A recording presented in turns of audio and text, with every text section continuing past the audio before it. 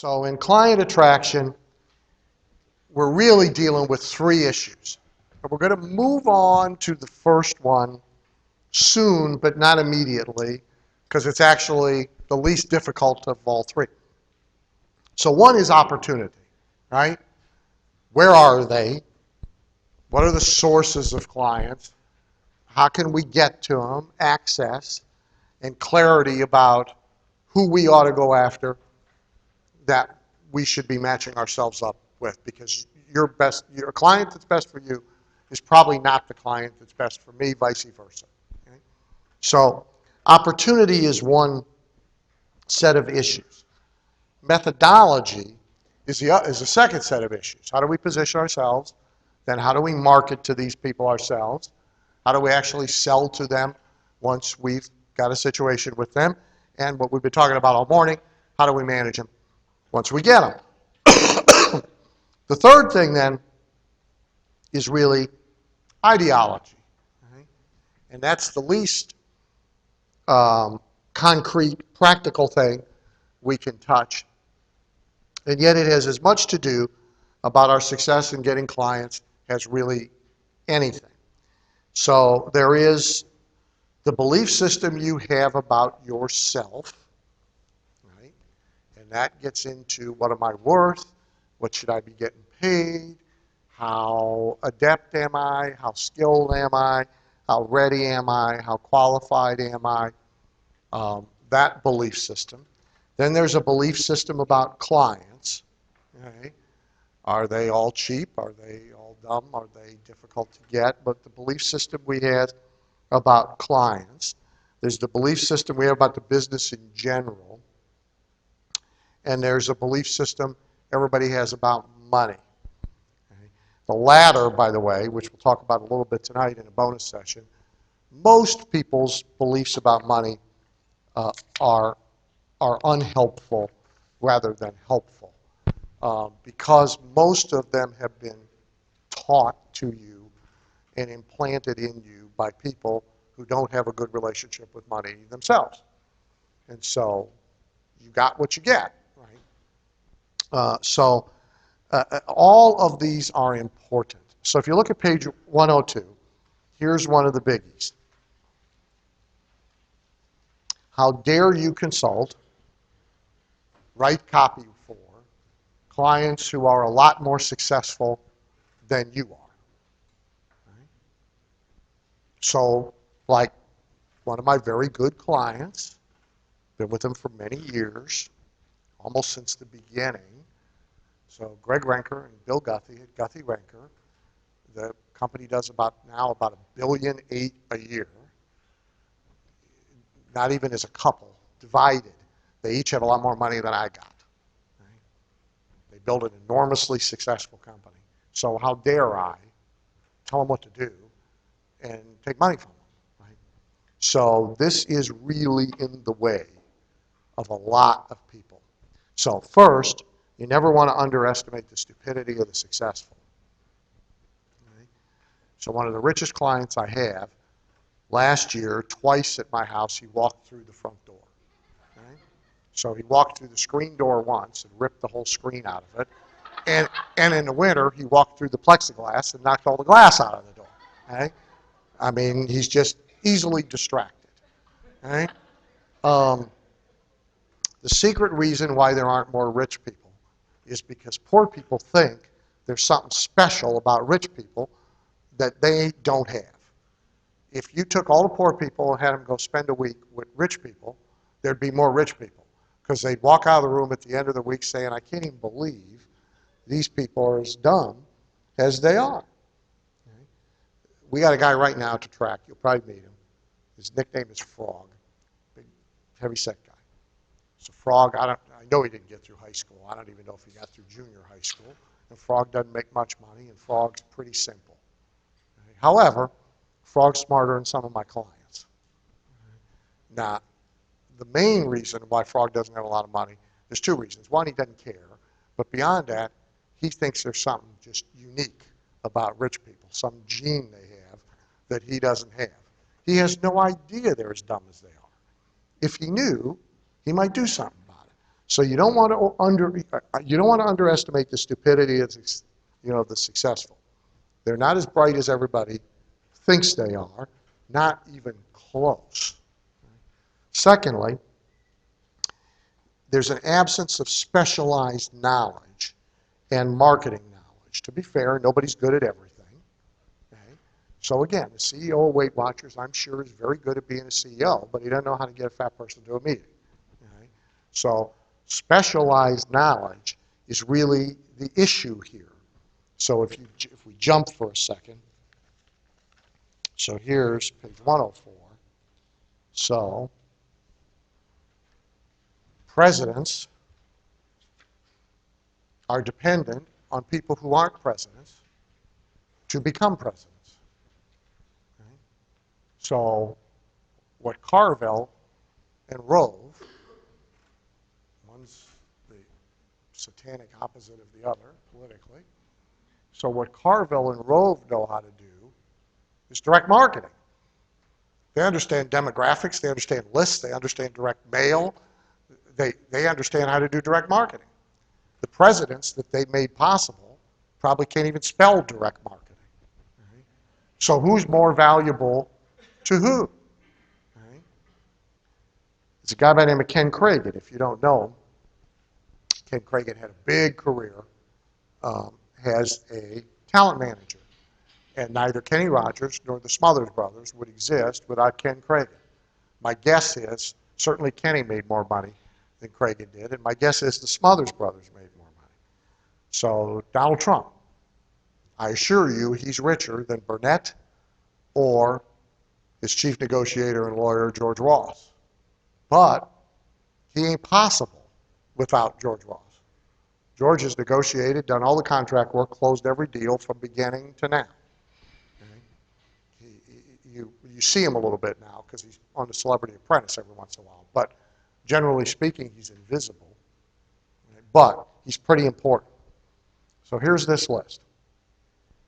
So Arthur Knight is the guy that keeps my collector cars running. Right? I'm worth a lot more than Arthur. Right? But I pay him what he demands because I can't. Ignition key radio. That's the extent of my automotive knowledge. Okay? And I'm now up to 4 cars, 3 of which are old. So I need this guy. Jim Welch, he works for us at the track, but he's also a carpenter, handyman, whatever. So he has a key to my house, and he makes the house work. Because I don't know how to do that either. So if something goes wrong, I call him and he comes over, but mostly he prevents anything from going wrong. So he comes in, he changes light bulbs, he takes the lint out of the dryer, he tightens the hinges, he puts the patio furniture away in the fall, gets it out in the spring, does the deck. I pay him whatever he asks. Right? In his case, he refuses to itemize the bill. Every year he just gives me a slip of paper with a number written on it. Right? He goes and buys stuff. I don't know. I have no idea. I don't know. I don't care. Because what am I going to do without the guy? Right? I don't know how to do any of that stuff. I have no earthly idea how to get lint out of the dryer, nor incidentally do I care to know. I can't hang a picture straight. So every so often, there's a bunch of wind pictures piled up, and he comes over and puts them up. I don't have to tell him. He just comes and does it, and at the end of the year, gives me a piece of paper, and I write him a check. Okay? Now, he can't possibly be close to my net worth. I know he doesn't make an income I make, but that is irrelevant in our relationship and in my willing to pay him whatever he asks. And we shall not tell him, but had the number on the piece of paper last year been double what the number was, I wouldn't have said a word. He doesn't know that, and there's no point in telling him. And he probably won't be there tomorrow night. So. Darren Garman, now we're climbing up the ladder a little bit here, but so Darren handles real estate investments of mine in Iowa. Still, I'm richer than Darren and I make more money than Darren. But I can't read a real estate contract to save my life, nor do I wish to. I don't want to keep track of when we need to do a 1031 exchange. I don't want to know. So I don't question And his relationship to me in net worth or income is irrelevant in our relationship or my willingness to pay him. I won't belabor the point. I'll just say people. So Daniel Wiggins manages my pension accounts. Tracy Monroe is my accountant. 2 literary agents. Amo Judd is the guy that owns the charter company that flies me around. Claire Umholtz, my horse trainer. Okay, I guarantee you, I got more money than any of them. Maybe a few of them added together. That's not relevant in our relationship or what I am willing to pay them, because they have specialized knowledge and specialized skill that I need. So a big key here is making the client understand the specialized nature of what it is that you do. We'll talk about positioning. We'll get there. Third, consulting is about much more than who has the bigger wallet. And everything attached to consulting is about much more than who has the bigger wallet. So there's a lot of value you might deliver in a relationship that has absolutely nothing to do with the income differential between you and them. So one is simple, fresh eyes. The classic, too close to the trees to see the forest, or vice versa. I forget how that goes, but there's actually a term for it. It's called scotoma. Almost every business owner has it. You should look it up because it's a good rap to give them. Part of your diagnosis is you have scotoma. I do. Yeah, and you're going to glow in the dark if you don't fix it. So just fresh eyes. You see things they now no longer see because they become immune to it. Just like we become immune to smells in our house, right? So if you're a cat owner, you don't smell them anymore. Somebody fresh comes in, they smell it in a hot second. If you're a cigarette, where was our cigarette smoker? You. Say, okay? So our cigarette smoker, right? It's in your clothes, it's in the furniture, it's in the car seats, and you don't notice it, and she probably doesn't notice it anymore either. Okay, see, yeah. Well, see, my parents smoked, people at the track smoked, but my parents smoked all the time. It doesn't bother me because I grew up with it. So I can be sitting right next to a smoker, it doesn't bother me, okay? But somebody walking in your house who's a non-smoker, they know so we become immune to that. Well, we visually become immune to what's going on in our business too. We just don't notice stuff. And so fresh eyes is a big issue.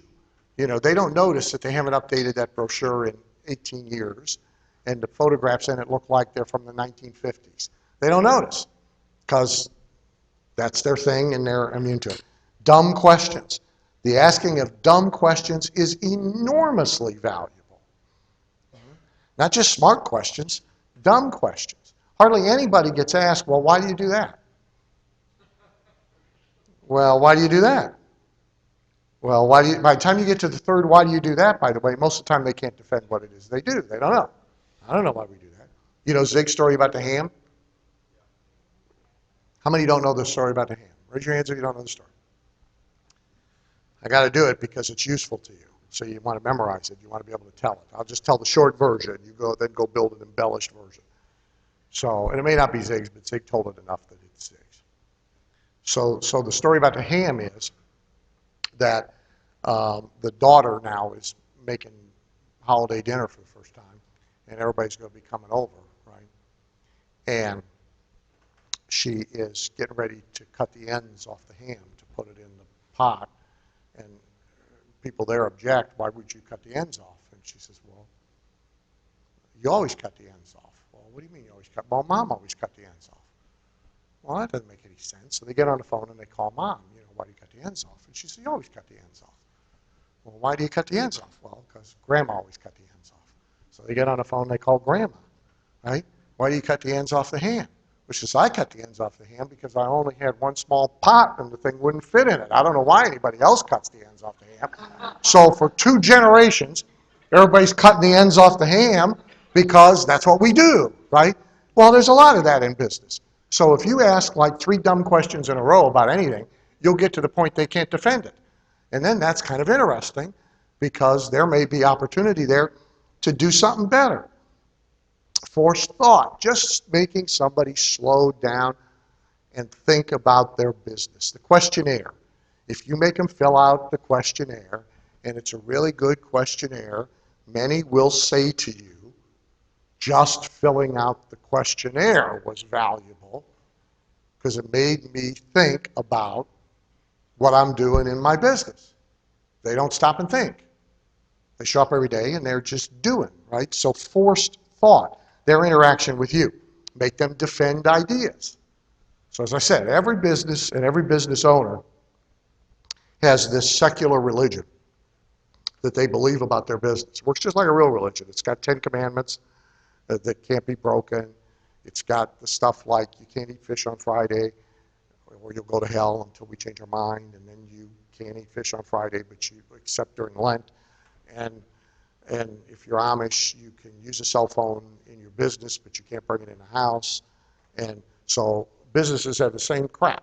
They all have the same pile of articles of faith that they believe about their business, their products, their services, their prices, their customers. They haven't been tested in eons. If they have ever been tested, they're not fact-based, they're not data-based, they're not experience-based, they're just a belief system. So how do you know that? So they tell you X. Right? Our customers won't spend more than this for that. How do you know? Well, I know. Really? When's the last time you price tested? We've never price tested. Great. Okay. So you don't know squat, right? That's what you don't know. You believe, but you don't know nothing. You don't know anything. Right? Well, they would never do that. How would they never do that? Do you know? No. Well, let's ask them. Let's find out. Right? Unearth ignored or neglected opportunities. Again, you can bring a strategy box to the table that's different than their strategy. Find the undervalued story. This is big. Almost everybody, every business, and certainly every business owner, somewhere has buried, usually it's personal, theirs or someone's, a great story that they're not using. Because mostly they focus on product. They don't focus on person. So, and Miracle Air, for example, now they didn't give it to me. I had to find it. It turns out that company, let me see if I have the piece. I don't know if I brought the piece or not. Yeah, the piece. So, you're not going to be able to see it real well, but here's his picture. It's this guy. It's a World War II, it's a fighter pilot guy, World War II garb, but he's next to a World War II airplane. This is the founder of the company. This guy, I mean, it's incredible. I'll just read you a couple lines. My name is Ken Dahlborg. In World War II, I served in the Army Air Corps as a fighter pilot. On August 16, 1944, I and just 7 other P-51 Mustang pilots fought 80 German planes near Dreux, France. I shot down 4 Messerschmitts before I was shot down. A French family hid me, and I made an escape on a bicycle right past enemy forces to rejoin my squadron. I was shot down a second time on December 28, 1944, during the Battle of the Bulge, and on February 14, 1945, I was shot down for a third and last time. I was wounded on landing, couldn't escape, and ended up a POW in Stalag No. 7 until the end of the war. In total, I flew 103 missions, and I'm a triple ace. Having shot down 15 enemy aircraft, I received the Distinguished Service Cross, Silver Star, Bronze Star, Purple Heart, and other awards. Now, the average customer here is 60 years plus. Okay? It's buying hearing aids. Okay? This guy's John Wayne, Audie Murphy. They ain't using them. They don't even tell me the guy exists, because why is that important, right? Go hire a celebrity. We got a celebrity. And they got him buried. They don't even know he's there and has any value. I find him. I find out about it by talking to a franchise owner in some dinky town somewhere who has one store, who used to be the CEO of the company 3 owners ago and worked for this guy. He tells me about him really as an oh, by the way. Not because he doesn't think it's anything either, but at least he tells me. I'm going, what? What? Is this guy alive? Yeah, he's alive. Is he lucid? Yep, he's alive and lucid. He still's got 4 companies. He buys this one back every time the big company screws it up, fixes it, sells it again. Oh. So now I go back to the management. I say, are you guys okay with him? Oh, well, yeah, he gets a royalty on every sale. Oh, yeah, why aren't you using him? How would we use him? Sure, great, okay. Say, well, that's my story. That's my guy, right? Because now I use him because he wears one to sell guys on the idea that it's not lopping off your manhood to wear a hearing aid. If it's good enough for me, John Wayne, it's okay for you, right? He's like gold, this guy. I find it again and again and again and again, and they don't know they got it. They don't know it's important. They don't know any of that. So, stories, validation. Sometimes it's just validating for somebody that what they are doing is smart, right, clever. This ought to stay in place. Okay? Motivation. Hey, owners of businesses need motivated too. Who motivates the motivator? Who's telling them, great job, go get them? Nobody. Accountability. A lot of clients need to be held accountable for implementation. Nobody holds them accountable for implementation. It's a value. Help with decision-making, implementation, or accelerated implementation. Maybe they get it done without you, but they'll get it done faster with you. Resources and connections. So all of those are values that you bring to the table that have nothing to do with the relationship between your income, your net worth, their net worth. Right? Why do people ask others for advice? All sorts of reasons. Right? All sorts. Right? There are categories on your page 105, so sometimes they just want a sounding board. Sometimes they're looking for shortcuts. Again, they could get it done without you, but they'll get there quicker with you. Okay? Now, why do clients hire copywriters? Well, basically the same reasons.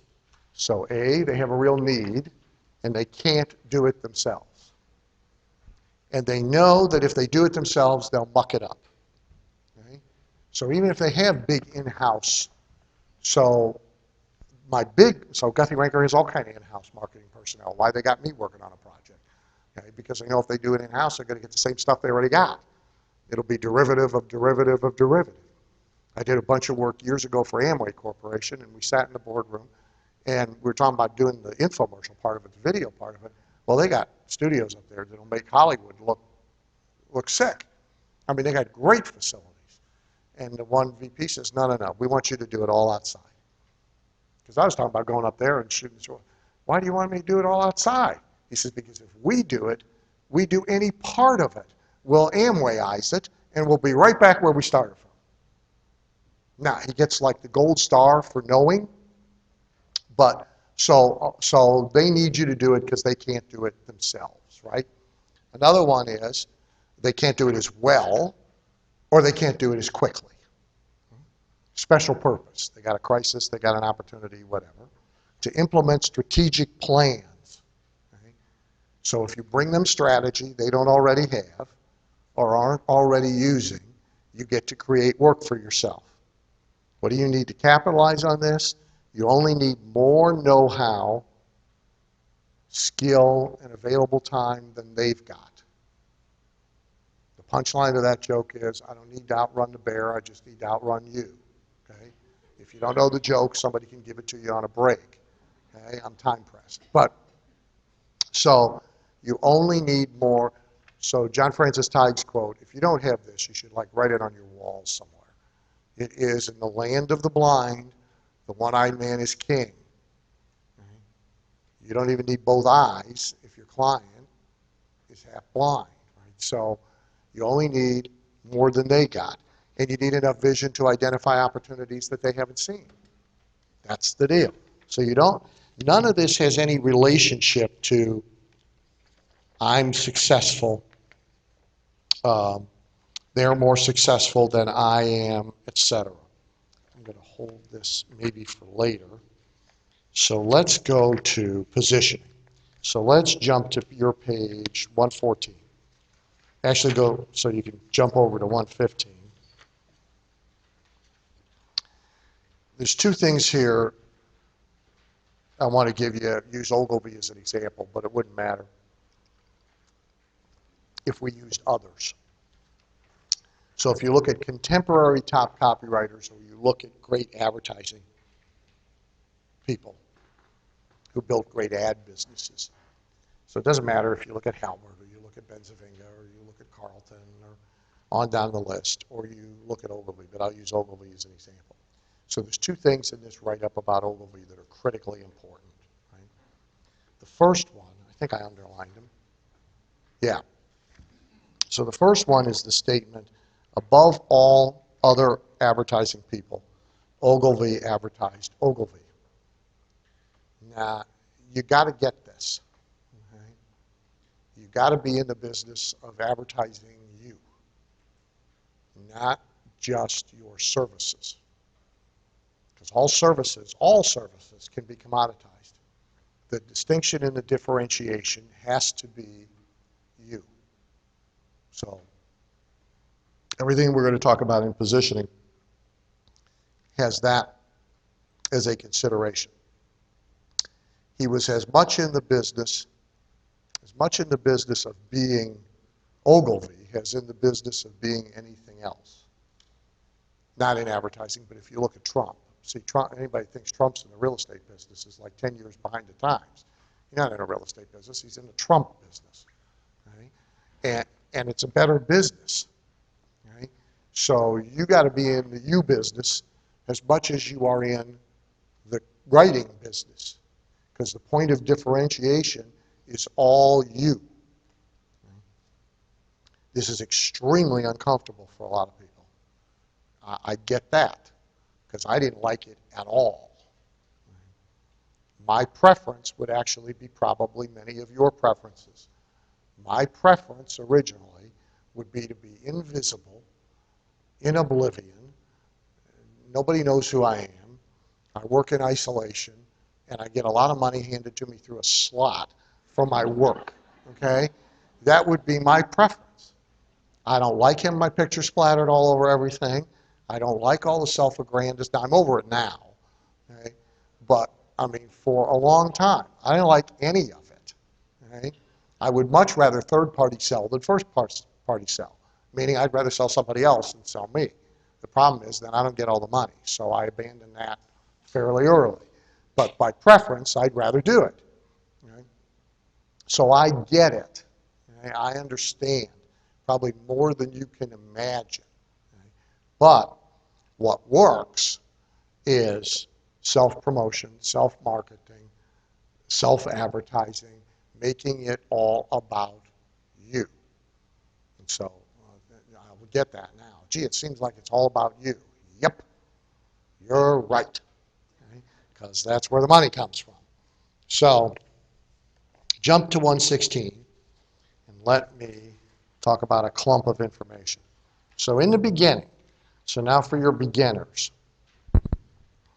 In the beginning, you want to become known for something to a chosen market, which is why it's important to narrow the field of who it is you're going to market yourself to.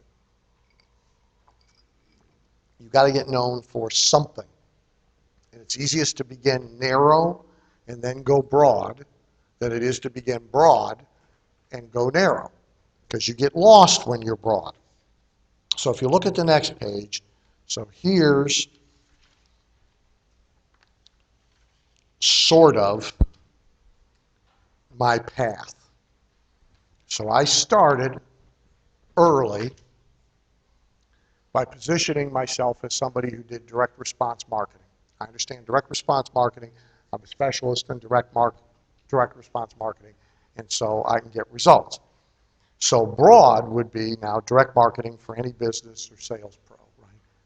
But immediately I also went narrow, and so I lived in two niche markets. I sold to other speakers, so to my peers, at the time about 6,000 or so reachable in that universe. And so direct response marketing for speakers. Get gigs, sell product, okay? I'm the guy. I understand it better than anybody else, right?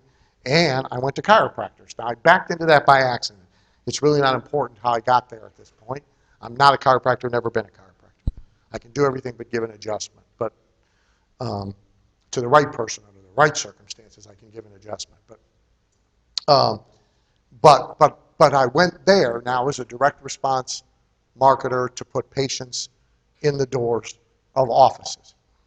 Significantly, this group really paid no attention to my broad existence.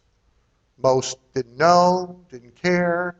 They also didn't pay any attention to my marketing of myself to speakers, vice versa. Most of them, unless they happened to speak to chiropractors, had no earthly idea I was over there doing what I was doing.